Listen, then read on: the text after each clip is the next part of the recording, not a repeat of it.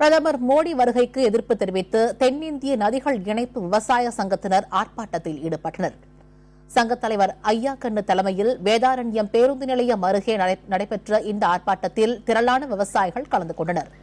காவிரி பிரச்சினையில் நடுவர் மன்ற தீர்ப்பை அமல்படுத்த வேண்டும், தென்னக நதிகள் இணைப்பிற்கான நடவடிக்கைகளை மேற்கொள்ள வேண்டும் என்பன போன்ற கோரிக்கைகளை வலியுறுத்தி அவர்கள் முழக்கமிட்டனர்.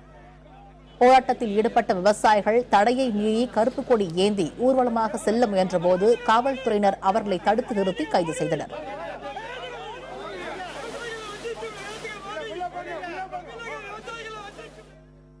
பாரத பிரதமர் அவர்கள் விவசாயிகளை சந்திக்க மறுக்கிறார்.